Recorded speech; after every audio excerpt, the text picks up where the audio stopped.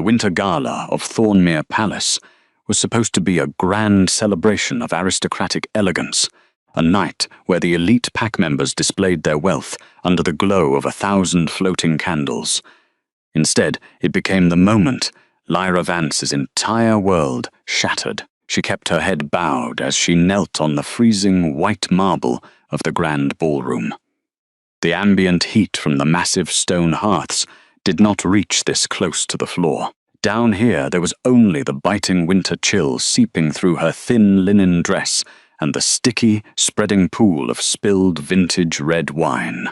A shattered crystal goblet lay in jagged ruins around her knees, the sharp edges glittering like cruel diamonds in the candlelight. Lady Sarah Ravenscroft stood towering above her, swathed in layers of crimson silk and shimmering velvet. The noblewoman's scent of sweet gardenia rolled off her in heavy, suffocating waves, masking a much darker, rotten cruelty beneath the surface. Sarah held a fresh glass of champagne, her manicured fingers tapping lightly against the delicate rim. She looked down at the crippled maid with an expression of pure, unadulterated disgust. The High Court had watched the deliberate drop of the goblet, had seen the way Sarah flicked her wrist to send the expensive vessel crashing directly into the servant's path, yet no one offered a word of defense. In this rigid, status-obsessed society, an omega with a ruined leg was lower than the dirt tracked in from the palace stables. "Pick it up, you clumsy, useless creature," Sarah hissed, her voice carrying a venomous lilt that drew polite, mocking chuckles from the surrounding nobility. "Do you honestly think the palace staff has time to clean up your miserable mistakes? You are a stain on this grand hall. Use your hands and gather every single piece before someone of actual value steps on them." Lyra did not weep. She did not raise her head to meet the eyes of her tormentor. She knew the rules of survival in the Thornmere pack. A girl who has never been seen cannot be replaced because she was never there to begin with. She reached her collused, scarred fingers toward the largest shard of the broken glass. Her right leg, permanently damaged from a childhood trauma she could barely remember, throbbed with a dull, cavernous ache against the freezing stone. The cold always made the old injury worse, turning the bone into a column of solid ice that sent sharp pulses of agony up her spine. She shifted her weight, trying to ease the pressure off her ruined limb, and carefully pinched the broken glass between her thumb and forefinger. Before she could pull it away, a heavy, polished leather boot suddenly clamped down directly over her knuckles. Lord Julian Sterling, a malicious and weak-willed noble who survived by currying favour with the powerful Ravenscroft family, leaned his weight forward. The heel of his boot ground inward with slow, deliberate pressure, forcing the sharp edge of the ruined vessel deep into the soft flesh of Lyra's palm. A hot, blinding flare of agony shot up her forearm. She bit down hard on the inside of her cheek, tasting the sudden metallic tang of her own blood, completely refusing to give them the satisfaction of a scream. "Look at this pathetic display," Julian sneered, his voice dripping with sycophantic arrogance as he glanced up at Sarah for approval. "She cannot even perform the basic duties of a servant without ruining the atmosphere of the gala. Perhaps we should have her dragged back out into the snow. The frost might finally finish the job her weak bloodline started. The red wine mixed with the fresh, bright crimson spilling from her deeply cut palm, soaking into the worn grey fabric of her uniform. Every instinct in her body screamed for her to pull away, to cradle her bleeding hand and run, but Julian's boot remained planted firmly over her fingers. She was trapped on the floor, surrounded by towering figures in exquisite gowns and tailored suits, all of them laughing at the spectacle of the broken maid. The pain in her hand was excruciating, yet it was nothing compared to the deep, hollow void in her chest. She had spent years making herself invisible, hiding the strange, dormant stardust magic that occasionally flickered in her blood, only to end up on her knees as entertainment for the cruelest members of the court. Sarah laughed, a high, chiming sound that echoed painfully in Lyra's ears. Leave her be, Julian. Let the mongrel crawl in the wine a little longer. It suits her complexion. After tonight, I will personally ensure she is banished to the outer edge of the territories. The Alpha King is expected to arrive at any moment to select his new royal court, and I refuse to let his eyes fall upon such a hideous, defective creature. Lyra closed her eyes, letting the cold darkness of the floor anchor her racing mind. She took a slow, trembling breath, focusing entirely on the somatic rhythm of her heartbeat to block out the mockery. The pain in her hand was burning. The freezing floor was numbing her crippled leg. She prepared herself to endure the final, humiliating hours of her life in the palace, quietly accepting that she would be cast out into the lethal winter storms before sunrise. She waited for Julian to press harder, waiting for the final break of the crystal against her bones. But the pressure never came. The heavy, towering oak doors of the winter gala ballroom did not simply open. They were violently thrown wide by an unseen, terrifying physical force that shattered the iron hinges and sent a shockwave of absolute freezing terror through the massive hall. The lively, elegant music played by the palace orchestra died in a single discordant screech. The warm, perfumed air of the ballroom was instantly eradicated, replaced by the crushing, suffocating atmospheric pressure of a supreme apex predator. A sudden blast of biting winter frost, sharp pine, and dangerous ozone swept across the marble floor, extinguishing the nearest candles and plunging the entrance into heavy, dramatic shadow. Alpha King Callan Thorne had arrived. He stepped over the threshold, his massive, intimidating physical frame wrapped in a heavy, gold-trimmed royal velvet cloak. His storm-grey eyes, usually as hard and unfeeling as a northern glacier, burned with a lethal, molten fury that seemed to track every heartbeat in the room. He was the most powerful male in 3 realms, a sovereign whose sheer presence commanded the complete biological submission of every wolf in his territory. The ambient temperature plummeted. The casual laughter of the nobility choked in their throats. In perfect, terrified unison, the hundreds of lords and ladies present dropped directly to their knees, bowing their heads so fast that jewelry clattered against the stone floor. Sarah Ravenscroft immediately adjusted her posture, sinking into a deep, graceful curtsy, while attempting to push her sweet floral scent forward. She tilted her chin just enough to expose the elegant line of her neck, her heart racing with desperate, toxic ambition. She was fully convinced the Alpha King's dramatic entrance was the prelude to his search for a worthy mate, and she intended to be the only woman standing in his line of sight. Julian Sterling quickly removed his boot from Lyra's bleeding hand, scrambling backward to kneel properly, his face pale with sudden, instinctual dread.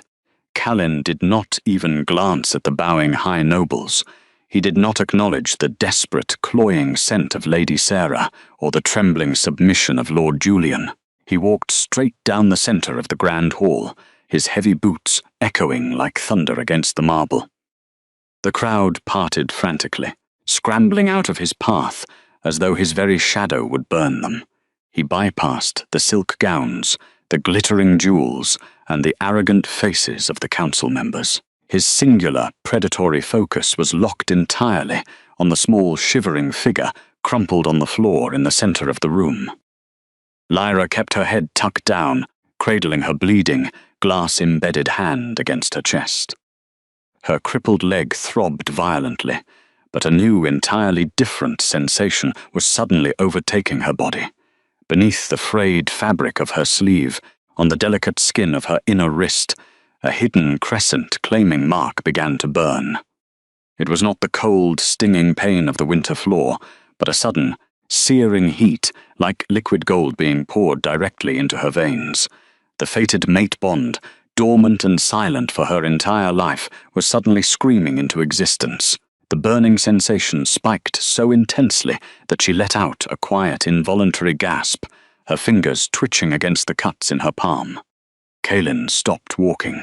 The massive Alpha King stood directly over the puddle of spilled vintage red wine and the jagged remnants of the destroyed chalice. The entire ballroom held its breath, expecting the ruthless sovereign to order the immediate execution of the servant who had ruined his grand floor. Sarah smirked behind her fan, waiting for the swift, brutal punishment to fall upon the crippled maid. Instead, the most feared monster in the Northern Territories did the unthinkable. Without a single word of hesitation, Cullen Thorne sank to his knees. The expensive, heavy leather of his trousers splashed directly into the spilled wine. He did not care about the jagged pieces of the smashed drinkware that crunched and dug into his knees. He completely ignored the gasps of absolute horror erupting from the high court. He knelt in the dirt, the wine, and the blood, lowering his massive frame until he was entirely level with the broken maid. Lyra's breath hitched in her throat as a large, colloosed, frost-cold hand gently hovered over her trembling shoulders. She finally looked up, her wide, tear-filled eyes meeting the burning, silver gaze of the Alpha King. There was no cruelty in his face. There was only a devastating, world-shattering agony, a look of such profound emotional ruin that it made the breath catch painfully in her lungs. His massive chest heaved, and she could visibly see his hands shaking as he reached out to gently cradle her bleeding, glass-torn fingers in his own. Because when I saw you lying there, broken and abandoned, something in me roared that I had to save you.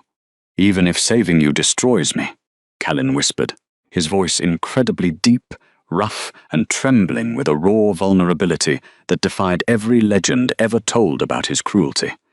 He did not pull her injured hand away forcefully. He handled her as if she were made of the most delicate, fragile spun glass in the universe. The contrast was staggering, this massive, lethal sovereign weeping silently over the scarred hands of a lowly servant. As his skin fully pressed against hers, the burning soul brand on Lyra's wrist flared with a brilliant, blinding pulse of internal heat. The freezing winter chill that had seeped into her bones was instantly banished, replaced by a sweeping, restorative golden warmth that wrapped around her exhausted heart. Sarah Ravenscroft let out a choked, undignified sound of disbelief, breaking the oppressive silence of the room. "Your Majesty, please," she stammered, stepping forward in a blind panic. "You are ruining your garments. That creature is filthy. She is a broken, crippled Omega who tripped and ruined the gala. She does not deserve your mercy." Kaelin's head snapped toward the noblewoman. The gentle, weeping vulnerability in his eyes vanished in a fraction of a second, replaced by a murderous, feral violence that caused several nobles to actively whimper and scramble backward. The atmospheric pressure in the room doubled, cracking the glass of the tall, arched windows lining the walls. A low, terrifying growl ripped through his chest, vibrating the very stones beneath their feet. He did not raise his voice to shout. He simply spoke with an absolute, terrifying sovereignty that echoed through the cavernous hall. "You dare speak of filth while standing in the presence of your queen." Callan's voice was ice-sharp and lethal enough to cut bone. He turned his attention back to Lyra, his expression instantly softening into absolute devotion. With slow, deliberate reverence, he unclasped the heavy gold chain at his throat. He pulled the massive, fur-lined royal velvet cloak from his broad shoulders and wrapped it gently around Lyra's shivering, wine-stained form. The heavy fabric enveloped her entirely, providing an immediate, impenetrable sanctuary that smelled of safe pine and warm leather. He tucked the thick velvet under her chin, ensuring none of the winter air could touch her skin, entirely obscuring the cheap, ruined uniform of her servitude.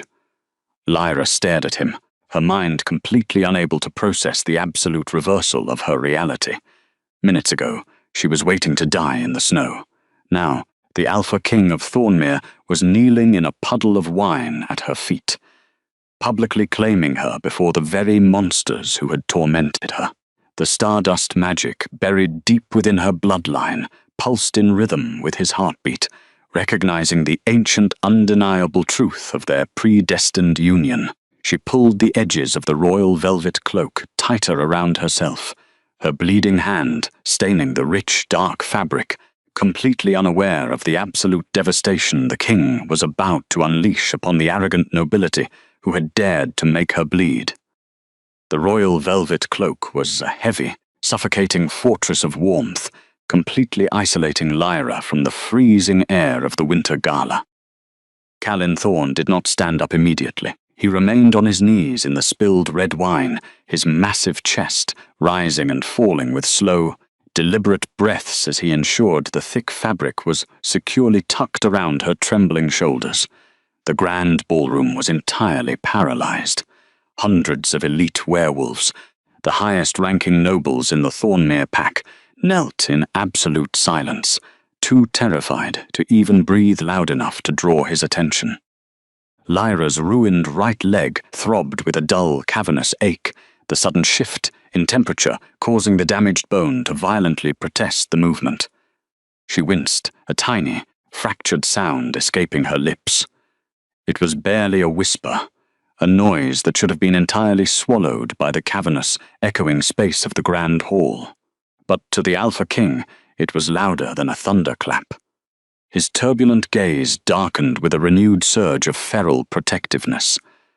Without waiting for her to brace herself, Kaelin slid one massive, heavily muscled arm beneath her knees and the other behind her back. He stood up in a single fluid motion, lifting her from the freezing white marble as effortlessly as if she weighed absolutely nothing. Lyra gasped, her uninjured hand instinctively flying up to grip the lapel of his tailored jacket. For a decade, she had navigated the merciless palace by dragging her broken limb, leaning heavily on a wooden crutch or crawling when the pain became too severe to bear.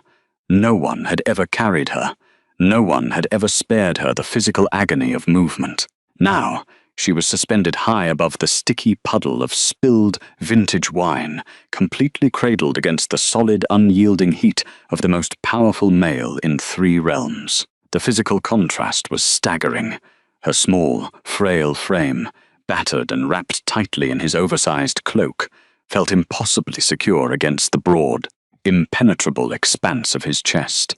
Beneath her ear, she could hear the steady, drumming rhythm of his heartbeat. It was a heavy, rhythmic thud that perfectly mirrored the sudden, searing pulse of the crescent emblem searing her inner wrist. A thick, oppressive aura of ozone and sharp pine rolled off the sovereign in invisible, crushing waves, completely drowning out the cloying, sweet gardenia scent of the aristocrats she despised. As the king turned toward the towering oak doors, the surrounding nobility instinctively scrambled backward on their knees, clearing a massive, wide path. They kept their heads bowed in abject terror, their eyes fixed firmly on the polished floor, paralyzed by the horrific realization that they had just mocked and tortured the sovereign's fated mate. Lyra buried her face against the crook of his neck, her breathing shallow and erratic as the overwhelming sensory input threatened to pull her under. The scent of his skin, a rich, intoxicating blend of ancient winter forests, biting frost and warm leather, flooded her senses, immediately soothing the sharpest edges of her rising panic. But the deep, hollow void in her chest, a byproduct of her suppressed stardust lineage, still hummed with a low, chaotic vibration of anxiety. She expected him to drop her. She expected the beautiful, terrifying illusion to shatter. For the apex predator to suddenly realize that the crippled maid in his arms was a defective, broken thing that absolutely did not belong in the High Court. She had spent a decade believing her invisibility was a permanent shield against the cruelty of the matriarchs. She thought she would simply bleed out in the snow tonight, forgotten by history, entirely erased by the nobles who deemed her unworthy of life. She was wrong, because the Alpha King had finally discovered the truth, and he was coming for what was his. And he was not simply taking her. He was carrying her away from the darkest room of her entire existence, marching directly into the absolute center of his empire. "You are entirely safe, my light," Kaelin murmured, his voice incredibly deep, vibrating against her cold cheek as he strode down the center of the grand hall. It mattered little to him that the entire court was listening in stunned silence. The king paid no mind to the sharp fragments of the shattered crystal goblet still clinging to the frayed fabric of her ruined uniform. "Breathe. Let the bond anchor you. I have you. No one will ever make you bleed again." The heavy oak doors of the ballroom loomed ahead, framed by towering marble archways. The royal guards, clad in gleaming obsidian armor, immediately snapped to a rigid salute and pulled the massive iron handles backward, allowing their ruler to pass without breaking his lethal, determined stride. As they crossed the threshold, the suffocating, toxic atmosphere of the aristocratic celebration vanished instantly, replaced by the cool, quiet serenity of the private corridors. The palace hallways were a labyrinth of dark, ancestral stone. Ancient tapestries woven with silver thread hung from the high ceilings, depicting the legendary celestial wolves of the past. The shadows cast by the flickering sconces seemed to bow as Callin passed, acknowledging the undeniable, supreme authority of the warrior and the fragile, glowing aura of his chosen mate. Every single step he took resonated through the floorboards, but to Lyra, the motion felt like drifting on a warm, secure tide. She had been nothing but a ghost in these very corridors. She had scrubbed these floors until her knees bled, always keeping her head bowed, terrified of making eye contact with the palace guards who now stood at rigid attention for her. The sheer, dizzying whiplash of her sudden change in status made her beautifully lightheaded. It took less than 10 minutes to navigate the twisting corridors toward the high tower, but to the young woman shivering in his arms, it felt as though they had crossed into an entirely different dimension. Callin did not take her to the standard infirmary, located in the lower servant wings. He bypassed the lower levels entirely, carrying her up a massive, sweeping spiral staircase constructed of pure white quartz, a path reserved exclusively for the royal bloodline. The heavy mahogany doors at the top of the landing swung open at his approach, revealing a vast, cavernous, circular room bathed in the gentle, luminescent glow of floating starlight orbs. The biting winter chill of the Thornmere Palace was entirely absent here. Instead, the air was thick with the restorative, humid warmth of a thriving ancient greenhouse, the rich, earthy scent of crushed mint, warm soil, and blooming moonflower immediately filled Lyra's lungs, easing the tight, anxious knot that had been choking her throat for hours. Standing near a massive, white stone basin in the center of the room was Maeve Hawthorne. The royal healer was a quiet, observant woman with flowing, silver-streaked hair and kind, perceptive eyes that seemed to see straight through the physical flesh and into the soul. She was highly skilled in lunar herbology, possessing a gentle, unyielding authority that commanded respect even from the highest-ranking alphas of the pack. The moment Callin stepped into the chamber, Maeve did not drop to her knees in terrified submission. She simply inclined her head in deep respect, her sharp gaze instantly falling to the bloody, shattered hand cradled protectively against the king's chest. "Your Majesty," Maeve said, her voice a soft, melodic hum that carried absolutely no judgment, only swift, professional concern. "Bring her to the velvet settee by the hearth fire. I have the lunar salves and the sterile linen wraps already prepared. The glass wounds appear deeply embedded in the muscle tissue." Callin nodded tightly, his jaw locked with suppressed, simmering rage at the vivid sight of Lyra's blood staining his garments. He crossed the room with long, ground-eating strides and gently lowered her onto the plush, dark green velvet of the antique settee. The thick cushions were incredibly soft, yielding perfectly to her fragile, exhausted frame. Lyra kept her injured hand elevated, her palm a terrifying mess of dark, drying blood and glittering, sharp shards of crystal. Her crippled leg, finally relieved of its own awkward weight, throbbed with a dull, rhythmic ache that made her bite her lower lip fiercely to keep from crying out in the quiet sanctuary. Maeve stepped forward silently, holding a polished wooden bowl filled with warm, steaming water infused with powerful healing herbs. "Let me see the hand, child," the healer murmured, reaching out with a folded, clean linen cloth. No. Callan's voice was a sudden, sharp command that caused Lyra to flinch backward against the cushions. The Sovereign's piercing stare softened instantly, completely shedding the lethal, dominant aura of his sovereign title. He dropped to his knees beside the settee, positioning his massive frame entirely below Lyra's eye level on the woven rug.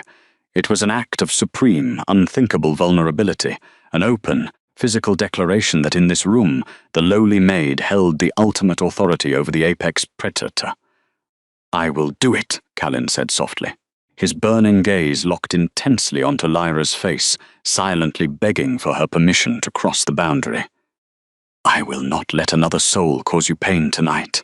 Not even to heal you. Let me clean the wounds." Maeve simply smiled, a quiet, knowing expression crossing her weathered features as she witnessed the undeniable gravity of their sacred pairing. She set the steaming wooden bowl on the low mahogany table beside the settee, alongside a neat row of small crystal vials containing glowing pearlescent salves. "As you wish, sire. I will prepare the binding wraps and brew a sedative tea for the shock." Lyra watched in complete, paralyzed disbelief as the most feared ruler in the Northern Territories dipped a soft linen cloth into the warm herbs-scented water.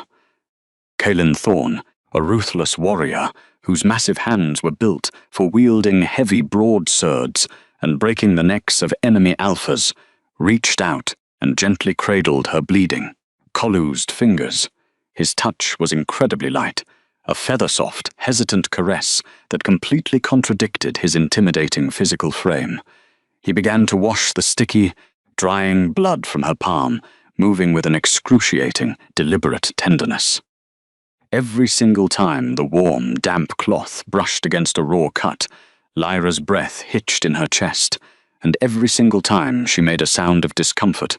Callan's massive shoulders tensed violently, his own face contorting in silent agony, as if he were physically absorbing the pain radiating from her nerves. He used small, silver tweezers provided by the healer to carefully, meticulously extract the tiny jagged shards of the shattered goblet from her torn flesh. He did not rush the tedious process. He treated her scarred, overworked hand as if it were the most precious, vital artifact in his entire kingdom.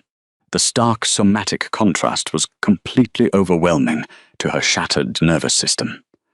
Lyra was used to the freezing winter frost, to the biting sting of the palace's unforgiving stone floors, and the cruel, heavy boots of the nobility stepping on her dignity. Now, she was surrounded by the humid, glowing warmth of the healing chambers, enveloped in the heavy, protective scent of safe pine and rich, turned earth. Caelan carefully wiped the last trace of blood from her palm, a ghost of a gentle smile finally softening the lethal tension in his jaw. He smoothed a stray, damp strand of hair from her pale face, his brutal aura shifting into something incredibly tender. He recalled the moments just before the chaos of the ballroom had erupted, standing hidden in the shadowed alcove of the gallery with his royal commander. "The serving girl has been staring at me since we arrived," Callan said, his tone dripping with amusement as he recounted the memory in a low whisper, his eyes entirely focused on her lips. "But you were not looking at my crown, were you? You were looking at the frost gathering on my cloak, wondering if I was as completely frozen and numb as you were." Lyra swallowed hard, her chest tightening with an unbearable pressure. It was entirely true. She had spent the entire evening watching him from the corners of the grand hall, feeling an inexplicable, pulling ache behind her ribs long before the physical binding sigil began to violently burn on her arm. Maeve Hawthorne gently ground the dried lunar herbs in her mortar, her voice a soft, melodic hum in the quiet sanctuary as she observed the magical resonance building between them. "The hollow mark doesn't just contain your power. It creates a void, an absence where your magic should be," she explained softly, gesturing with a wooden spoon toward the pail, dormant veins spider-webbing near the girl's injured, crippled leg. "Your childhood trauma did not just break your bone, Lyra. It completely severed your connection to the ancient Stardust lineage, a supreme cosmic magic that the Thornmere Pack believed was lost to history over 5 centuries ago. The terrible cold you feel in your marrow is not just the winter. It is the agonizing absence of your own inner fire, a fire that has been desperately waiting for the catalyst of the soul link to reignite. Lyra stared down at the terrifying sovereign kneeling on the rug, his large, frost-cold hands gently wrapping a pristine white bandage around her cleaned cuts. She was completely unable to reconcile the legendary, bloodthirsty beast of the north with the gentle, weeping man desperately trying to put her back together. "You are not a monster," she whispered, her voice trembling violently as she looked at the Alpha King holding her battered hands in his own. The deep, somatic truth of the bond welled up in her throat, refusing to be silenced any longer. Because monsters do not kneel to speak to children, because monsters do not search for a year, because monsters do not look at me the way you do. Kalen closed his eyes, a shuddering breath wrecking its way through his massive chest at her absolute validation. When he opened his eyes again, they were completely devoid of the winter storm, burning entirely with molten, unyielding devotion. He reached into the inner breast pocket of his ruined, wine-stained tailored jacket. With extreme care, he withdrew a small, intricately carved object that immediately seemed to catch and refract the ambient, floating light of the room. It was a pure silver ring, forged from ancient, ancestral metals that predated the current kingdom by centuries. The heavy band was masterfully woven with delicate, overlapping crescent moons and tiny, embedded flecks of raw, glowing stardust. It was the Stardust Silver Ring, a legendary artifact of the Thorn royal line, meant only for the true, destined, fated mate of the ruler. "This belongs to you," Kalen whispered, his rough voice completely breaking in the quiet chamber. "It has always belonged to you, Lyra. I am so profound sorry it took me this long to find you." He took her left hand, the one uninjured by the cruelty of the nobles, and gently guided her trembling fingers.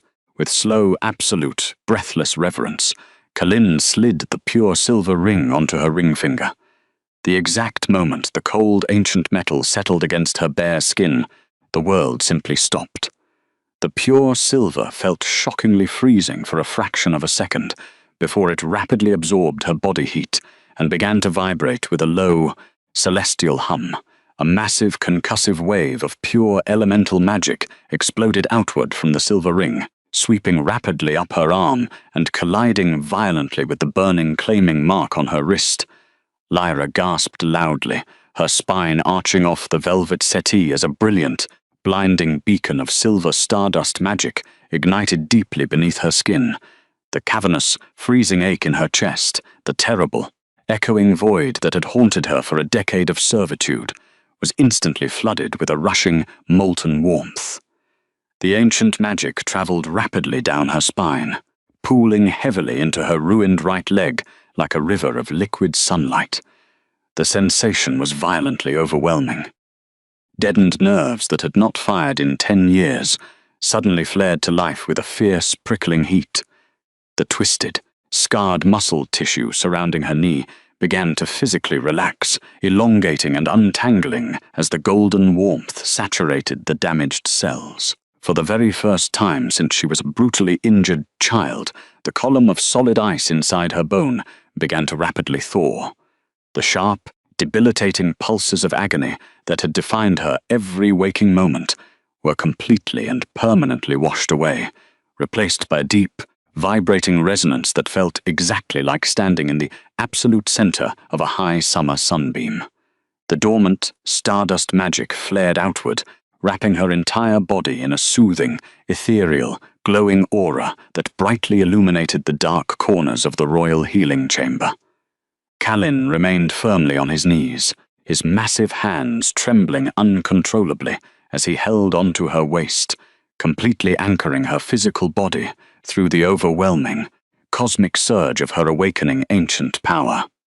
He pressed his forehead deeply against the soft fabric of the velvet cloak covering her lap, his broad shoulders shaking with silent, profound, earth-shattering relief. The Alpha King had finally found his hidden mate, and the magnificent, undeniable healing of her shattered world had officially begun. The royal healing chamber remained a sanctuary of humid, blooming warmth, deeply saturated with the calming scent of crushed mint and moonflower. Caelan Thorne stood silently, beside the antique velvet settee, his steely irises tracking the steady, peaceful rise and fall of Lyra Vance's chest. The catastrophic, bone-deep exhaustion of her ordeal had finally pulled the resilient maid into a heavy, restorative sleep. The crescent mate rune on her delicate skin continued to glow with a faint, molten golden light, perfectly synchronized with the heavy stardust silver ring resting upon her bandaged hand. For a long, quiet moment, the Alpha King simply allowed himself to breathe. He memorized the soft curve of her pale face, completely overwhelmed by the undeniable, somatic truth of the divine tie humming fiercely behind his ribs. But as he gently pulled the edges of the royal velvet cloak higher around her shivering shoulders, the tender, weeping vulnerability in his chest began to rapidly calcify. The golden warmth of his mate was safely secured. Now, the freezing winter storm of his absolute sovereignty demanded a brutal reckoning. Callan turned away from the settee, his jaw locking into a rigid, lethal line. He gave a sharp, silent nod to Maeve Hawthorne, implicitly entrusting the royal healer with the most vital life in his entire empire, before striding toward the heavy mahogany doors. The exact moment the heavy wood clicked shut behind him, the ambient temperature in the sprawling, quartz-lined corridors plummeted, a thick, oppressive aura of sharp pine, ozone, and dangerous frost rolled off his broad shoulders, actively cracking the condensation on the stone walls. He bypassed the elegant upper terraces and plunged directly into the bowels of Thornmere Palace. The lower interrogation hall was a stark, cavernous room constructed of unforgiving black granite and wrought iron, entirely devoid of the beautiful floating candles that illuminated the upper courts. Down here, the air was bitterly cold, smelling of damp earth, rusted iron, and raw, unfiltered terror. Lady Sarah Ravenscroft and Lord Julian Sterling knelt in the absolute center of the freezing floor, surrounded by a dozen elite guards wielding drawn broadswords. The dramatic, violent shift in their status was completely visible in the harsh torchlight. The noblewoman's exquisite crimson silk gown was torn, wrinkled, and heavily stained with the spilled vintage wine she had maliciously forced Lyra to crawl through. Her meticulously arranged hair hung in disheveled, damp strands around her pale, sweating face. The sweet, cloying scent of gardenia that usually masked her cruelty had completely soured, replaced by the acrid, metallic stench of blind panic. Beside her, the young lord was actively weeping, his weak-willed facade entirely shattered as his narrow shoulders shook with violent, pathetic sobs. The heavy iron doors groaned in protest as Cullen entered the hall. His heavy, polished leather boots echoed like thunder against the granite, each deliberate step sending a physical shockwave of biological submission through the trembling prisoners. He did not yell. He did not draw a weapon. He simply walked in a slow, predatory circle around the kneeling aristocrats, letting the suffocating atmospheric pressure of his feral aura crush the remaining oxygen from their lungs.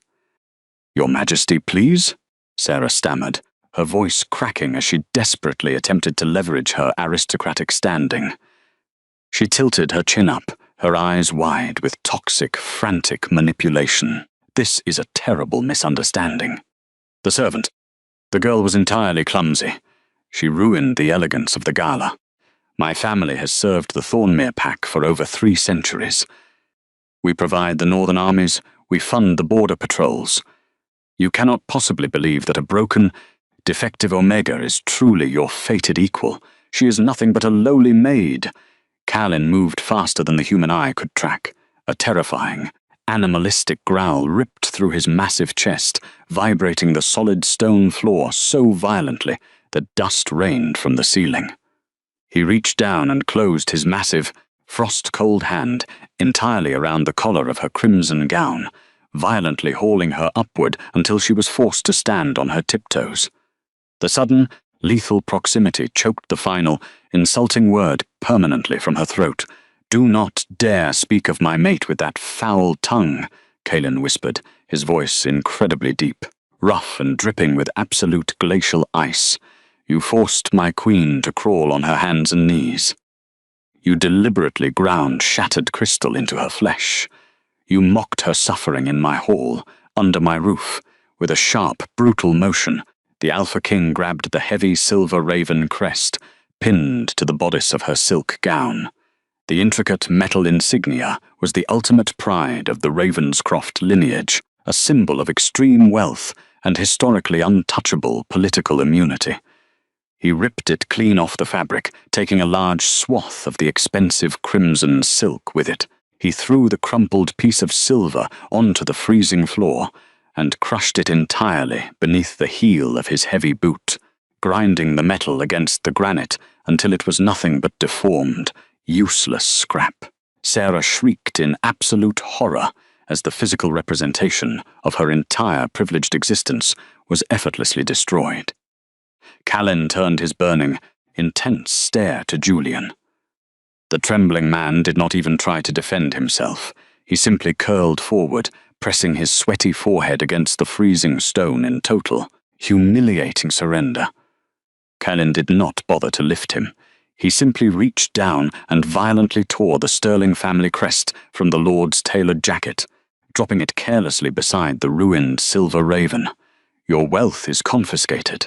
Your vast lands are forfeit. Your noble family crests are completely and permanently stripped from the history of the Thornmere pack," Callan declared, his voice echoing with supreme, uncompromising authority. The royal guards stepped forward, their gauntlets tightening on the hilts of their swords, fully expecting the order to execute the traitors. But death would be far too merciful for the agonizing humiliation they had inflicted upon his mate. Callan looked down at the disgraced, weeping aristocrats with an expression of pure, unadulterated disgust. "You firmly believed my mate was meant to clean the floors of this palace," the sovereign continued, his tone shifting into a dark, vindictive promise that made the blood freeze in their veins. "Therefore, you shall clean them. You, Lady Sarah, and you, Lord Julian, along with your immediate bloodlines, are hereby banished to the lowest, dampest levels of the servants' quarters. You will be completely stripped of your fine garments and dressed in the exact same rough, frayed linen you mocked. You will scrub the marble floors where my mate bled, using your bare, manicured hands for the rest of your miserable, pathetic lives." Callan leaned closer, the crushing weight of his presence pinning them to the floor. "If you stop working, if you complain, or if you dare to even look up when she walks past, you will be thrown into the frozen wastes to feed the scavengers."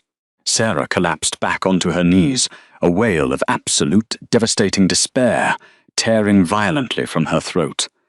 To be publicly stripped of her title was a tragedy. To be forced into the grueling, invisible manual labor she had mercilessly mocked was a fate infinitely worse than death.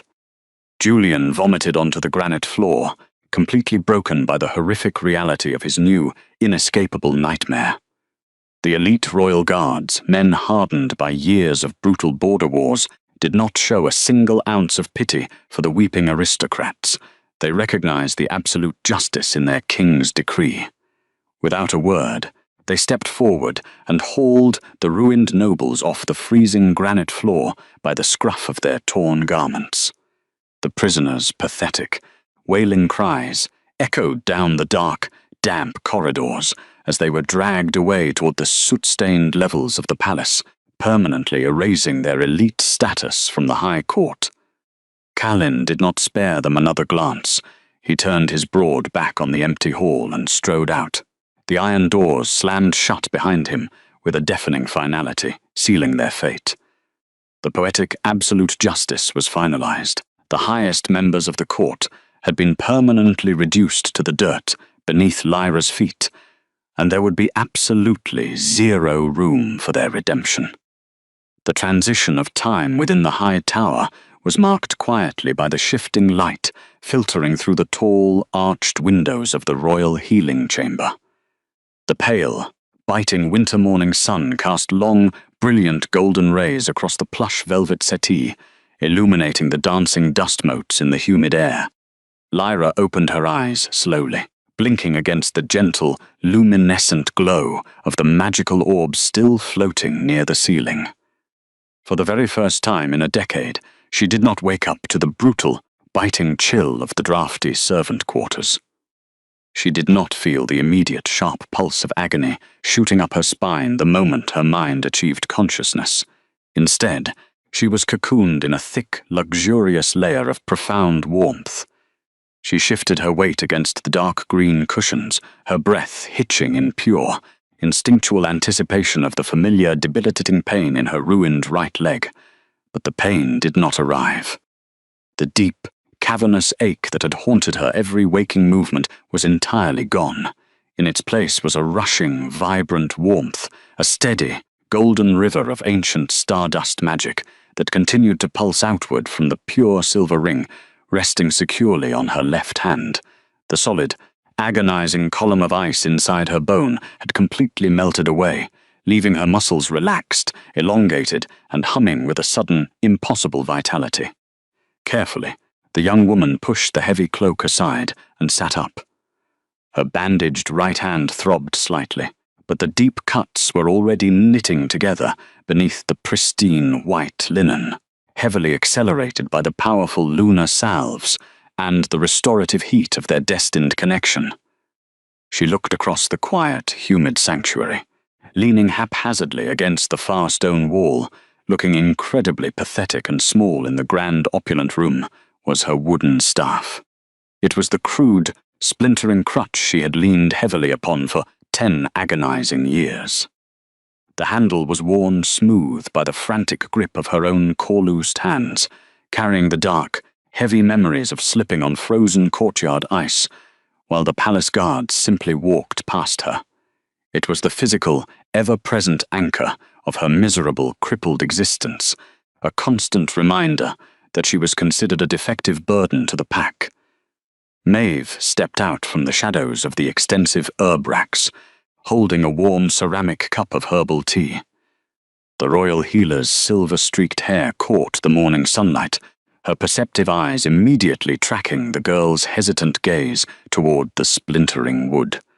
"You will not need that anymore," Maeve said softly, setting the steaming cup gently on the mahogany table. "The ancestral tie has reignited your cosmic lineage. The magic has completely mended the broken pathways in your marrow. Your body is whole again, child." Lyra stared down at her own pale feet, her heart hammering wildly against her ribs. The ingrained fear of failure, the deep-seated terror of being permanently broken and defective, still clung stubbornly to the edges of her mind, like a dark, suffocating fog. "I do not know how to walk without it," she whispered, her voice trembling with raw, earnest vulnerability. "I have been broken for so long. What if the magic fades? What if I try to stand and I just fall again?" Maeve knelt gracefully beside the settee, her weathered face softening with a deep, fierce maternal empathy. She reached out and gently covered the girl's trembling knee with her warm, steady hand. "We are small things in a world of teeth, my Lyra. Smallness is a gift, use it," the healer murmured, her voice a steadying, absolute anchor in the swirling chaos of the morning. "You survived the cruelty of the High Court by being quiet, observant, and resilient. You survived the absolute worst of them without ever breaking your spirit. Now you must survive being unbreakable. The magic will not fade, because it is not borrowed from the king. It is yours." Lyra took a slow, shuddering breath, drawing the rich, grounding scent of blooming moonflower and warm soil deeply into her lungs. She closed her eyes, focusing entirely on the somatic, physical rhythm of the lunar seal blazing steadily on her arm. The internal warmth was undeniable, spreading like wildfire through her veins. She swung her legs over the edge of the velvet settee, her bare feet making tentative contact with the soft, intricately woven rug. She placed her full weight onto her right leg, A sharp electric thrill of golden magic instantly surged upward from her heel, wrapping entirely around her knee in a protective, glowing brace of pure stardust. The muscle did not buckle. The bone did not scream in protest. For the first time since she was a brutally injured, bleeding child, Lyra stood fully upright. She was completely balanced, her posture naturally aligning as the heavy, invisible burden of her past was permanently erased from her reality. Tears of profound, silent relief spilled over her long eyelashes, tracing hot, wet paths down her pale cheeks. She took a step forward. Her movement was hesitant at first, slightly uncoordinated from years of forced disuse, but there was absolutely no limp. There was no dragging of dead weight. She took another step, then another, walking across the warm sanctuary with an innate, sweeping elegance that belonged exclusively to the supreme celestial bloodlines. As she looked back at the discarded, useless wooden staff, a quiet, monumental shift occurred within her soul. She thought of the freezing servant quarters she had left behind, the shattered crystal goblet, and the cruel laughter of the arrogant nobles who were now sobbing in the dirt. "Thank you for letting me go," she thought fiercely, the internal declaration firmly sealing her emotional recovery. Because being let go had allowed her to be found by a better man, a better kingdom, a better life, and she would never, ever look back. No woman lasted a night with him. They had whispered in the dark corners of the palace kitchens, but one woman did. One woman lasted a lifetime, and she was currently discovering the immense, world-bending power hiding dormant within her own restored blood.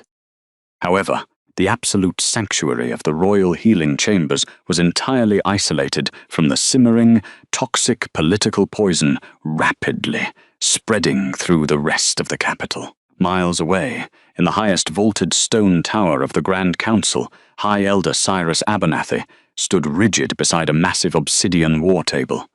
The conservative, uncompromising head of the council was a man who worshipped ancient tradition and demanded pure, unbroken aristocratic bloodlines. His face was a harsh map of deep, calculating wrinkles, and his pale eyes narrowed in sheer, unadulterated disgust as he read the morning parchment reports detailing the sudden, shocking stripping of the Ravenscroft and Sterling family crests. Cyrus crumpled the heavy parchment in his weathered fist, the sound of crinkling paper painfully loud in the echoing, cold chamber. He absolutely refused to accept this chaotic, reckless disruption of the pack's rigid hierarchy. The frantic rumors spreading through the palace guards were entirely unacceptable to him. An Omega, a crippled, invisible serving girl, being elevated to the highest seat of absolute power simply because the Alpha King had lost his mind to a sudden, unpredictable fated bond. "He is blinded by the primal mate pull," Cyrus muttered to the empty shadows of the room, his voice dripping with aristocratic disdain and furious disbelief. A true High Lunar must possess the inherent strength to command the pack, not just the pathetic, fragile ability to weep in the sovereign's arms. The High Elder walked slowly, his heavy robes trailing behind him, toward the towering glass display case situated at the far end of the council room. Inside, resting perfectly on a bed of faded black velvet, was the Stardust relic. It was a massive, jagged crystal of pure, dormant cosmic magic, entirely grey, cold, and lifeless. It had sat untouched and unyielding for over 500 years. According to the ancient, blood-bound laws of Thornmere, any female claiming the supreme title of High Lunar had to physically touch the relic before the entire assembled court to prove her worth. Throughout history, dozens of ambitious, high-born ladies had attempted the feat, only to be left with permanently blackened, scarred hands. If her bloodline was weak, or if she possessed no true, ancient magic, the relic would violently reject her, burning her flesh to the bone and proving her a fraud before the kingdom. Cyrus smiled, a cold, ruthless expression that lacked any genuine warmth or empathy. He would invoke the ancient, undeniable right of the lunar trial. He would officially force this broken maid to stand before the entire nobility and press her hands against the relic. When she failed, When the dormant stone rejected her and exposed her as a magicless, defective Omega, the Grand Council would have it the absolute legal right to execute her for deceiving the Crown, effectively bypassing the Alpha King's feral protectiveness. The conservative leader turned away from the display case, highly satisfied with his lethal bureaucratic trap. He was meticulously plotting a grand public challenge, completely unaware that the quiet, scarred girl currently practicing her first confident steps in the healing chambers was already humming with the exact same supreme, cosmic stardust magic locked inside his glass case. By attempting to destroy her, Cyrus Abernathy was simply setting the perfect stage for Lyra Vance to unleash a blinding, sovereign power that would permanently bring the arrogant council to its knees. The heavy mahogany doors of the royal healing chamber remained firmly shut against the biting winter chill of the outer corridors.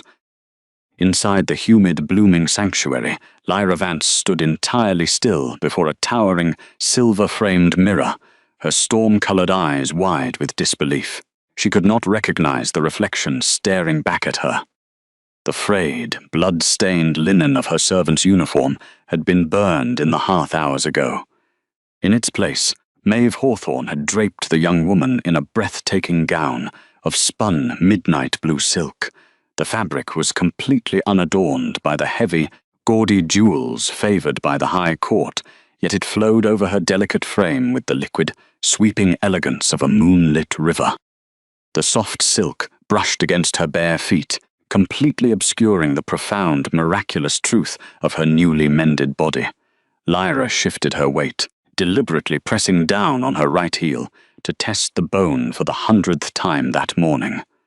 There was absolutely no grinding friction. There was no freezing, paralyzing spike of agony shooting violently up her spine. Instead, the steady, golden warmth of the mystic link pulsed continuously from the stardust silver ring on her left hand, circulating a rushing tide of ancient cosmic magic through her marrow. The physical sensation was completely intoxicating.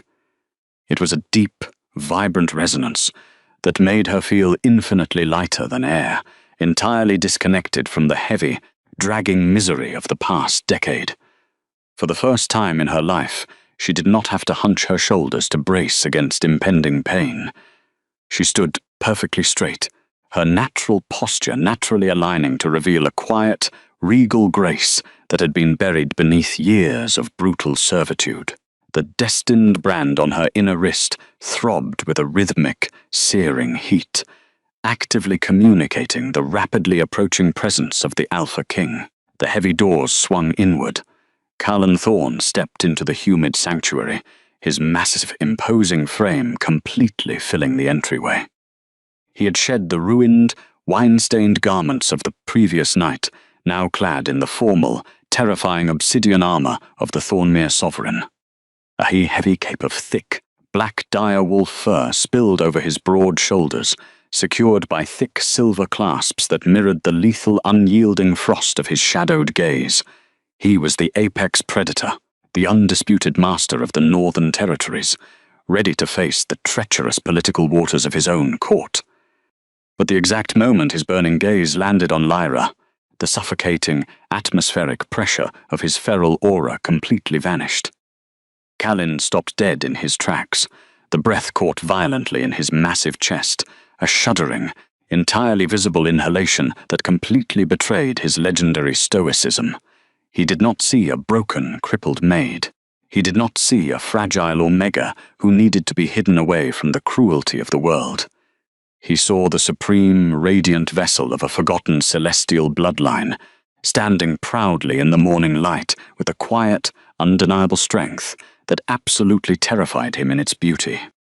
He crossed the room with slow, incredibly hesitant strides, as if moving too quickly would shatter the exquisite reality of the moment. He stopped just inches away from her, the heavy, metallic scent of his armor entirely eclipsed by the rich, intoxicating aroma of ancient pine and ozone rolling off his skin. Without a single word, the ruthless sovereign dropped to one knee before her. "Your Majesty, you do not have to do that," Lyra whispered, her voice trembling slightly as she instinctively reached out, her newly healed fingers gently brushing against the cold, dark metal of his pauldron. "I will do this every single day of my life, if you allow it," Callan murmured, his rough voice completely wrecked with a raw, earnest devotion. He carefully took her left hand, his frost-cold fingers lightly tracing the intricate, stardust-flecked silver of the ring he had given her. He pressed his lips softly, reverently against her knuckles. "The court is assembling in the grand hall. They expect me to officially present my chosen mate to the council. They are already whispering, sharpening their knives, waiting to tear you apart. I can order the hall cleared. I can command them to accept you blindly. Or I can burn the entire palace to the ground and build you a new one where no one will ever look at you with anything less than absolute worship." Lyra took a slow, deep breath. The old, deeply ingrained instinct to run, to hide in the shadows, and make herself as small and invisible as possible flared briefly in the back of her mind. But as the sacred crest on her wrist pulsed in perfect synchronous rhythm with his heartbeat, the ancient stardust magic humming in her veins violently rejected the fear. She remembered the shattered crystal goblet. She remembered the cruel, mocking laughter of the nobles who had forced her to crawl on the freezing marble. "No," the young woman said softly, her voice carrying a steady, unyielding resonance that entirely surprised them both. "If you force them to bow with violence, they will always believe I am nothing but a broken thing you took pity on. They will always whisper that the Alpha King is protecting a defective maid. I will not hide behind your armor, Callan. I will stand beside it." Callan looked up, his metallic irises burning with a sudden, overwhelming surge of feral pride. The sheer, quiet resilience of his mate was a force of nature, entirely unmatched by any warrior he had ever commanded. He stood up, his massive frame towering over her, and gently offered her his arm. "Then let us show the arrogant nobles exactly who they mocked," he declared, his tone shifting into a dark, vindictive promise. Miles away, the grand hall was completely submerged in a suffocating atmosphere of tense, whispering hostility. The cavernous, vaulted throne room was constructed of ancient, unforgiving black granite, completely devoid of the beautiful, floating candlelight that had illuminated the winter gala. Tall, narrow windows carved high into the stone walls allowed only thin, biting shafts of pale winter sunlight to pierce the gloom. The air was bitterly cold, heavily saturated with the sour, nervous scents of hundreds of elite werewolves shifting anxiously in their formal attire. The High Court had been summoned by the Grand Council, and the rumors spreading through the elite ranks were nothing short of catastrophic. The absolute, sudden destruction of Sarah Ravenscroft and Julian Sterling's powerful noble status had sent shockwaves of terror through the nobility. The whispers hissed through the freezing air like venomous snakes. They knew the sovereign had claimed a mate, but the identity of the woman was an offensive, humiliating joke to the pureblood aristocrats, an omega, a magicless, defective servant who dragged a splintered wooden crutch across their polished floors. It was an absolute biological and political impossibility. Standing at the very center of the grand dais, completely eclipsing the massive, empty obsidian throne, was High Elder Cyrus Abernathy. The conservative leader of the council wore heavy, sweeping robes of dark grey velvet, his deeply wrinkled face locked into a harsh, uncompromising mask of aristocratic superiority. His pale eyes scanned the murmuring crowd with a deep, calculating satisfaction. Resting on a heavy stone pedestal directly in front of Cyrus was the Stardust Relic. It was a massive, jagged crystal composed of pure, ancient magical energy, completely dormant and faded into a dull, lifeless grey. It was the ultimate, lethal test of the Thornmere Pack's royal lineage, an artifact that had sat untouched and unyielding for over 5 centuries. To the High Elder, it was the perfect, undeniable weapon. The ancient laws dictated that any female claiming the title of High Luna had to physically touch the stone. When the crippled, weak-blooded maid, inevitably failed to awaken the crystal, the magic would violently reject her, legally exposing her as a fraud and forcing the Alpha King to banish her for treason against the crown. Cyrus raised his weathered hand, and the heavy, murmuring whispers of the nobility instantly died, replaced by a thick, oppressive silence that echoed against the granite walls. "The Alpha King approaches," the elder announced, his voice dripping with rigid, historical authority. "Prepare yourselves, members of the High Court. Today we shall witness the truth of the royal bloodline. We shall see if the sovereign's sudden, reckless choice can truly withstand the absolute judgment of the pack." The massive, towering iron doors at the far end of the hall suddenly groaned, the heavy metal hinges screeching in protest as they were violently thrown open by the royal guards. The ambient temperature in the cavernous room plummeted instantly. A crushing, suffocating wave of apex atmospheric pressure swept through the hall, immediately forcing the arrogant nobles to drop to their knees in sheer instinctual terror. The bitter scent of winter frost, ozone, and dangerous pine flooded the air. Kalen strode through the entrance, his terrifying obsidian armor absorbing the pale sunlight, his storm-grey eyes burning with a lethal, unyielding fury that promised absolute ruin to anyone who dared to speak. But the collective, terrified gasp that erupted from the kneeling court was not directed at the ferocious sovereign. It was directed entirely at the woman walking beside him. Lyra did not limp. She did not lean heavily against the king's massive armored frame for support. She did not drag a flint-splintered wooden crutch across the cold stone, and she absolutely did not lower her head in the submissive, invisible posture of a beaten servant. She walked with a fluid, sweeping elegance that commanded the physical space around her. Her midnight blue silk gown trailed gracefully over the black granite, entirely untouched by the dirt and freezing frost of the floor. Her pale, scarred hands were relaxed, resting lightly on Kalin's extended arm. The crippling, visible deformity that the entire court had mercilessly mocked only hours prior was completely, undeniably gone. She moved with an innate, celestial grace that made the highest-ranking noblewomen in the room look like clumsy, unrefined children in comparison. The crescent sigil on her inner arm was not hidden. The sleeve of her gown was deliberately pinned back, openly displaying the intricate, magical brand that burned with a faint, molten golden light.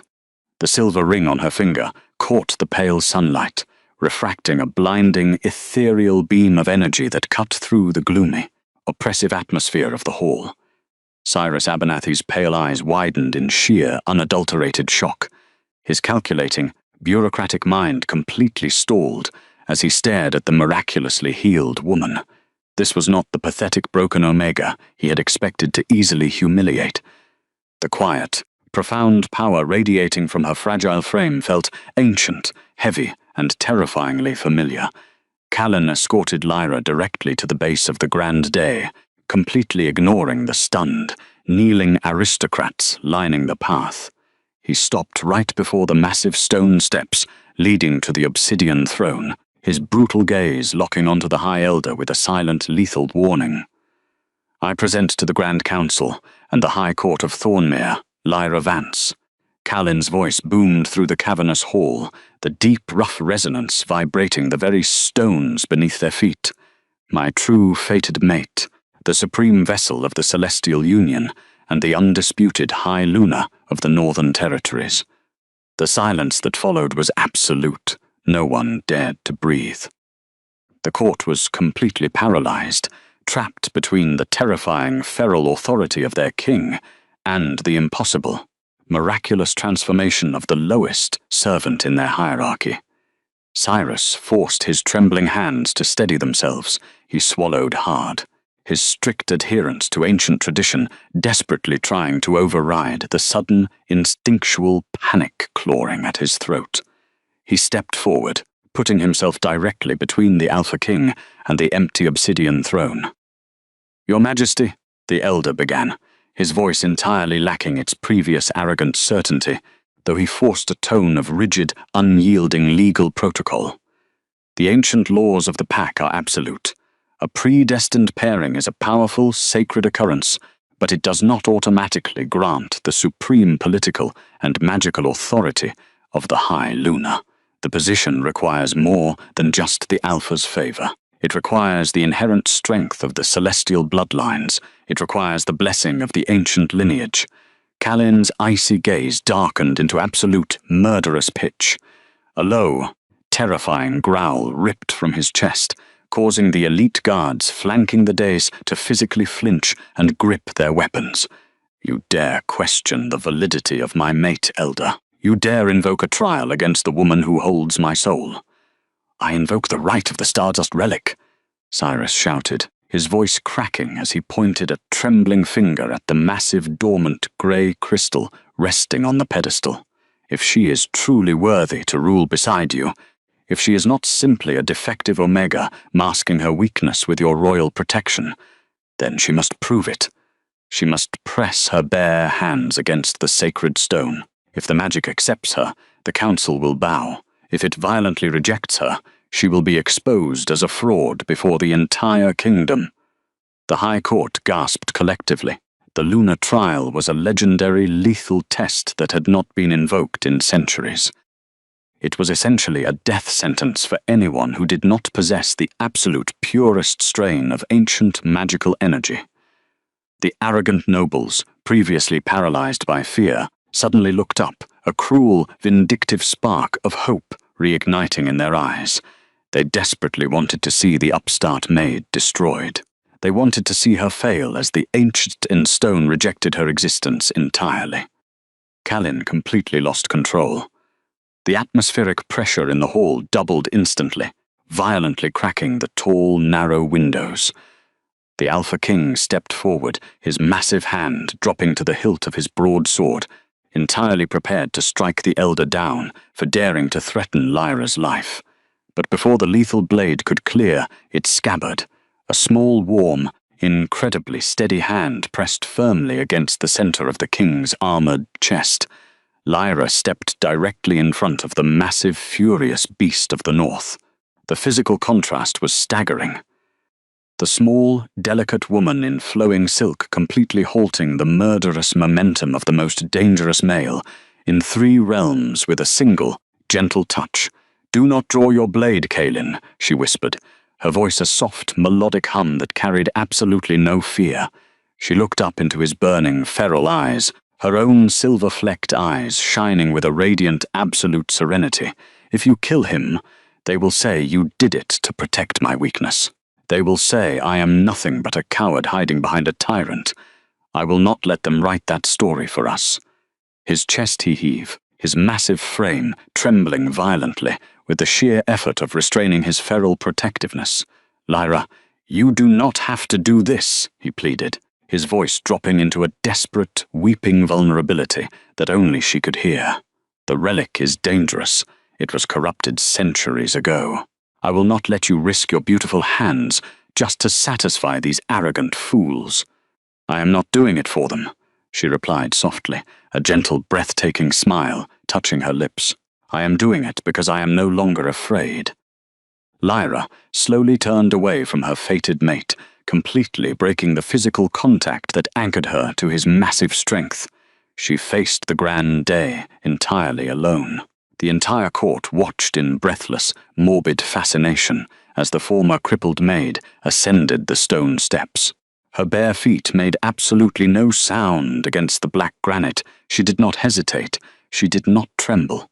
The paralyzing, ingrained terror that had dictated every single second of her miserable existence was completely gone, entirely burned away by the molten golden warmth of the bond humming in her veins. Cyrus instinctively stepped backward as she approached the pedestal, his chest tightening with an inexplicable, overwhelming dread.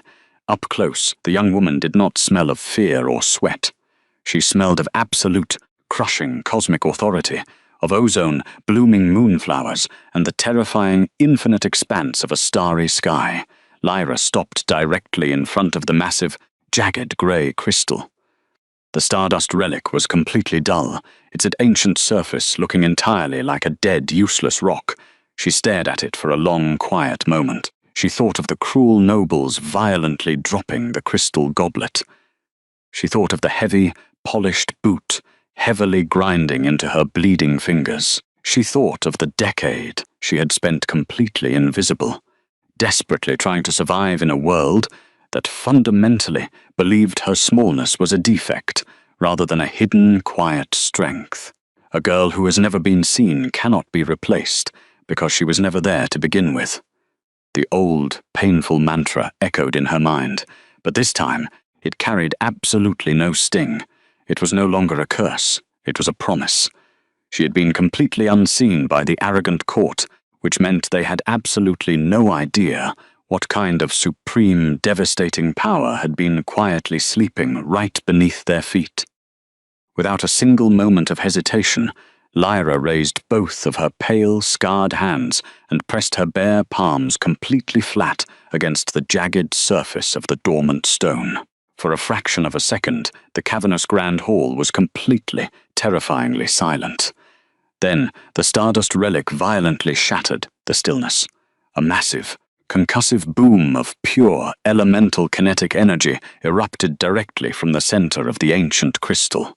The sound was deafening, a physical shockwave that completely knocked Cyrus off his feet, sending the heavy-robed man crashing backward onto the hard granite. The elite guards standing at the base of the dais were violently thrown to their knees, their heavy obsidian shields clattering uselessly against the stone floor. Lyra did not flinch. She did not pull her hands away. Her spine arched slightly as an unimaginably fierce, blinding surge of silver stardust magic exploded from her core, rushing violently down her arms and directly into the ancient artifact. The dull, grey rock instantly ignited. Deep, luminescent veins of molten silver and bright, blinding gold rapidly spiderwebbed across the jagged surface, completely purging the dark, centuries-old corruption from the relic in a matter of seconds. The sharp, crisp scent of wild ozone and winter pine flared through the hall, instantly cleansing the sour aroma of fear. The sheer volume of raw cosmic energy pouring from the small, delicate woman was fundamentally impossible.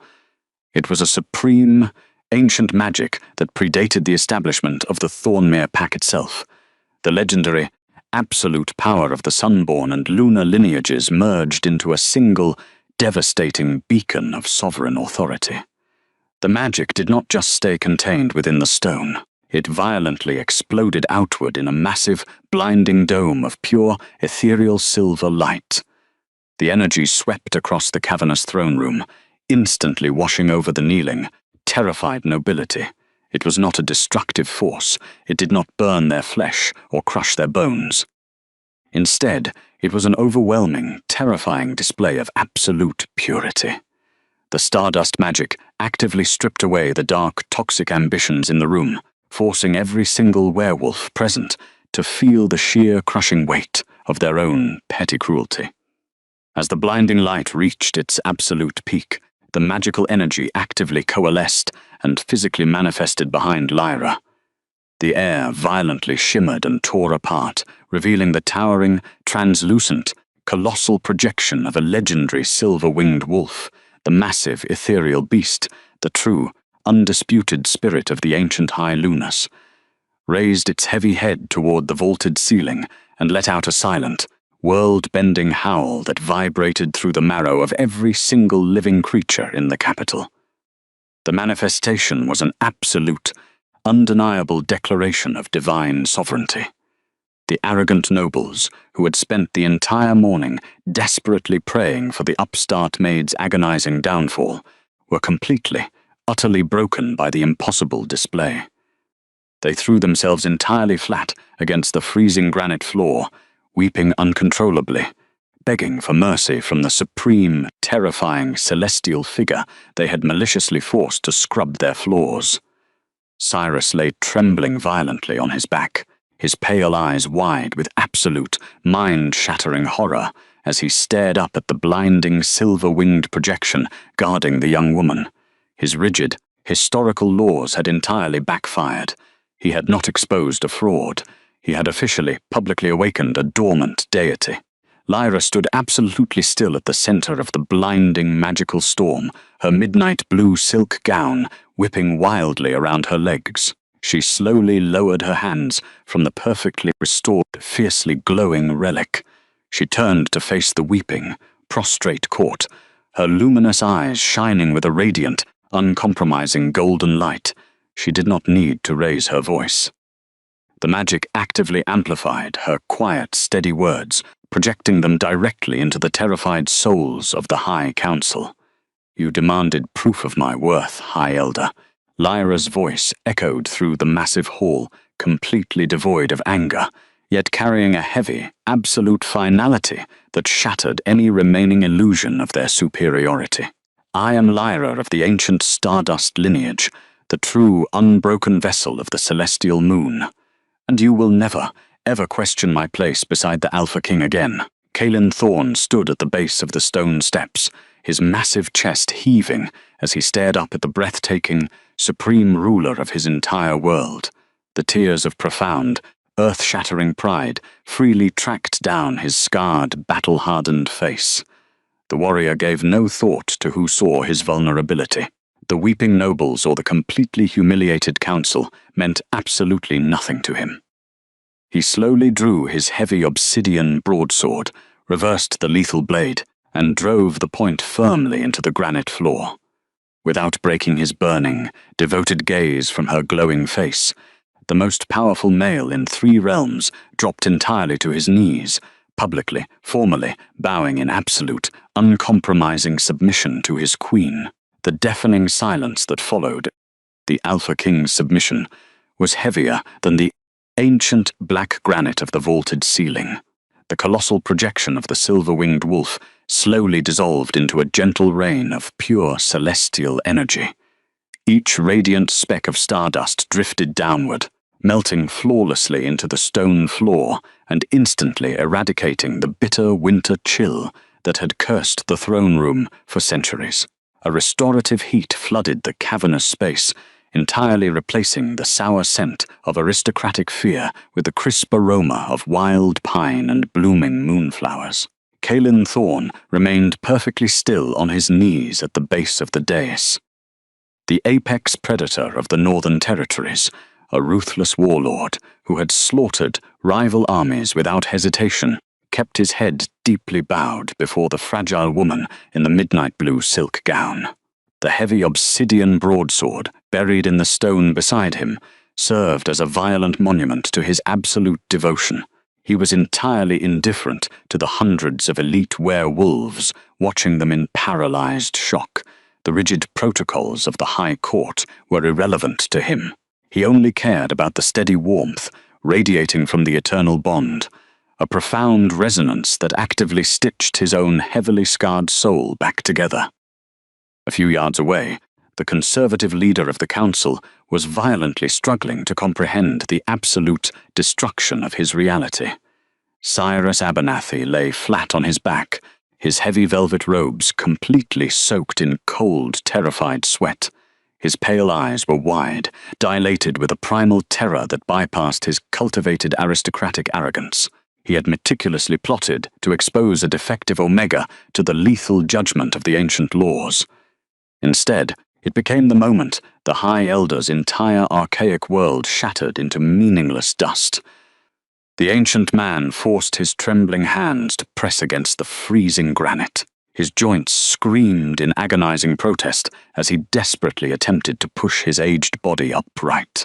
But the suffocating atmospheric pressure of Lyra's newly awakened cosmic authority was an undeniable physical weight in the room. It pressed heavily against his shoulders, entirely forbidding him from standing in her divine presence. The man who had spent decades looking down upon the lower classes from his elevated throne was now violently forced to experience their exact perspective from the dirt. Cyrus realized with a sickening drop in his stomach that he could not walk. If he wished to survive the wrath of the sovereign and the overwhelming power of the newly manifested deity, he had to submit completely. the head of the Grand Council slowly rolled onto his stomach. The freezing black stone, which he had so proudly used as the foundation of his rigid authority, now bit mercilessly into his bones. He began to crawl across the vast floor. He dragged his heavy robes over the polished stone, his knees scraping painfully against the hard surface. The humiliating motion perfectly mirrored the brutal, desperate crawl the cruel nobles had forced upon the young woman just a day prior. The poetic justice of the moment weighed heavily on the breathless court. No one stepped forward to help the elder. No one dared to even whisper. They simply kept their faces pressed firmly against the floor, entirely broken by the supreme power radiating from the dais. It took the trembling elder an agonizing amount of time to reach the heavy stone pedestal where the awakened relic continued to pulse with molten silver light. Cyrus did not dare to look directly into the glowing crystal. He reached his shaking fingers beneath the heavy stone lip of the altar, pressing his thumb against a deeply hidden ancestral rune. A grating sound of grinding stone echoed through the paralyzed hall as a secret compartment slid open from the base of the monument. Resting inside the dark drawer was the ultimate symbol of the Thornmere Pack's supreme matriarchy. The Stardust crown was not a heavy, gaudy monstrosity of stolen gold and mined jewels like the crowns favored by the neighboring human kingdoms. It was an exquisite, sweeping crown forged entirely from pure, woven lunar silver. Embedded within the delicate, intertwining metal branches were raw, uncut fragments of ancient fallen stars. For over 500 years, the sacred crown had remained completely cold, dead and securely locked away in the dark, stubbornly refusing to acknowledge any of the ambitious pure-blood ladies who had attempted to claim its power. But the exact moment Cyrus pulled the crown from the darkness, the metal violently ignited. The raw star fragments flared with a blinding white light, aggressively harmonizing with the exact rhythmic frequency of the fated emblem on her pulse point. The physical resonance was so intensely powerful that the metal grew searing hot in the elder's hands, actively burning his skin as a brutal, immediate punishment for his lack of faith and his years of systemic cruelty. Cyrus gasped in severe pain, but absolutely refused to drop the sacred artifact. He crawled backward, dragging his aching body until he was positioned directly before the towering, kneeling form of the Alpha King and the breathtaking, glowing Queen. The ancient man could not lift his head to meet her silver irises. He simply raised his blistering hands toward the heavens, offering the glowing crown to the true, unbroken vessel of the celestial moon. Blood of the moon, the High Elder choked out, his voice a pathetic, weeping rasp that carried none of its former bureaucratic authority. Fire of the stars, the ancient lineage recognizes its supreme master. We submit entirely to the divine truth. We bow to the undisputed High Lunar. Caelan Thorne slowly raised his head. His silver irises were entirely devoid of the murderous, feral winter that usually defined his terrifying gaze.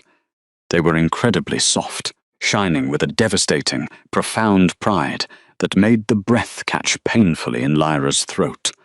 The massive warrior reached out with his large, frost-cold hands and took the searing, glowing crown from the elder's unworthy grasp. The burning metal did not harm the sovereign. It simply recognized him as the chosen, fiercely devoted guardian of its master. With a fluid, sweeping motion, Calin pushed himself up from the granite floor. His heavy obsidian armor shifted with a dark metallic whisper as he towered over his mate. Lyra did not shrink back from his imposing physical frame. She did not lower her chin or avert her gaze in submission. She stood perfectly straight, her midnight blue silk gown drifting softly around her newly healed legs, her eyes meeting his with absolute, unyielding trust. With slow, breathless reverence, the Alpha King lowered the exquisite stardust crown onto her dark hair. The exact second the stardust crown rested securely against her brow, a final, catastrophic wave of pure healing magic detonated from her core. The energy swept through the cavernous throne room with the undeniable force of a hurricane, instantly blowing open the tall, narrow windows. But instead of the biting winter chill, a massive rush of warm, fragrant spring air flooded the gloomy hall. The dark, depressive atmosphere of the High Court was permanently eradicated. The terrified, weeping nobles pressing their faces into the floor suddenly felt the toxic ambitions in their hearts turn to ash, replaced by an overwhelming, completely involuntary urge to protect and serve the radiant woman standing before them. "My queen," Callan whispered, his rough voice vibrating with a fierce, possessive love that echoed in the quiet, completely subjugated hall. "My life, my soul, my equal, you will never be unseen again." 3 weeks later, the bitter frost that had violently gripped the capital for decades had completely surrendered to an impossible, sprawling spring. The mended palace gardens were a breathtaking sanctuary of vibrant, unchecked life. The towering, ancient stone walls enclosing the royal courtyard were now thickly woven with blooming vines of luminescent moonflowers and fragrant night jasmine. The biting winter storms had been entirely banished beyond the distant mountain borders. Inside the keep, the air was perpetually warm, smelling deeply of rich, turned soil and the crisp, clean scent of fresh pine. Lyra stood alone at the edge of a massive tiered white marble fountain, the gentle sound of trickling water providing a soothing background to the quiet afternoon. She wore a simple, flowing dress of pale silver linen, completely devoid of the heavy, restrictive corsets favored by the old nobility. The stardust crown rested comfortably atop her loose, dark hair, no longer a heavy burden of state, but a natural, glowing extension of her own radiant cosmic biology. She reached out, dipping her bare, unblemished fingers into the cool, clear water of the marble basin. The deep, jagged scars that had once ruined her palm, the brutal, bloody legacy of the smashed glassware and the cruel boots of the aristocracy, were entirely gone. Only faint, elegant lines of shimmering silver remained etched softly into her skin, glowing beautifully whenever she channeled her supreme healing magic into the ancient, recovering trees of the courtyard. She shifted her weight naturally, stepping up onto the raised stone lip of the fountain to get a better view of the blooming valley below. Her right leg was perfectly strong, humming with a steady, vibrant vitality that entirely erased the miserable decade she had spent dragging a splintered wooden crutch across freezing floors.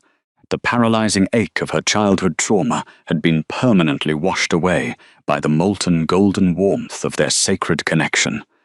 The dark, agonizing memories of her past were rapidly fading into obscure footnotes. She knew without a shadow of a doubt that Lady Sarah and Lord Julian were currently scrubbing the damp, freezing stones of the lowest servant cellars. They had been entirely stripped of their names, their vast wealth confiscated, and their elegant silks replaced by the exact same frayed, coarse rags they had mercilessly mocked. The arrogant abusers had been completely forgotten by the High Court, permanently erased from the history of the pack, facing the absolute, unyielding poetic justice of their own systemic cruelty. Lyra did not waste a single precious breath thinking of their suffering. Her heart was entirely consumed by the blinding, protective light of her present reality. The sudden, heavy crunch of a leather boot against the gravel path gently pulled her from her quiet reflections.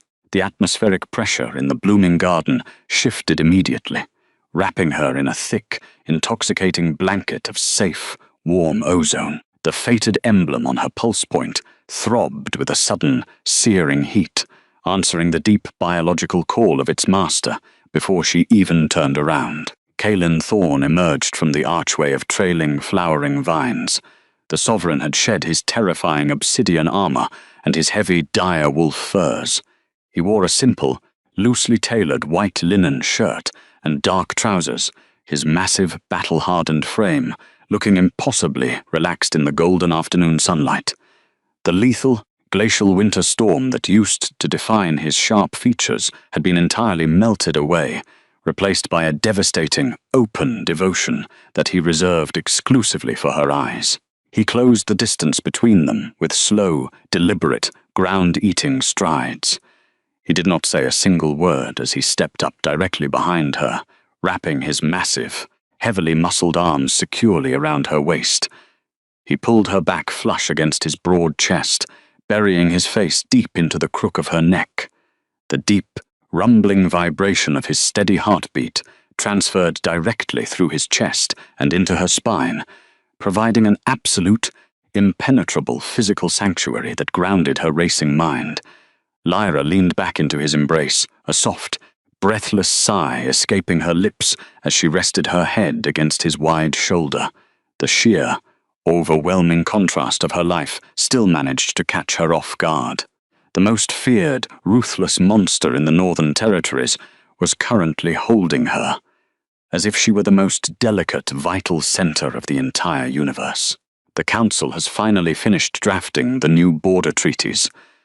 Kaelin murmured against her skin, his rough voice a low, soothing hum that sent a shiver of pure electricity down her arms.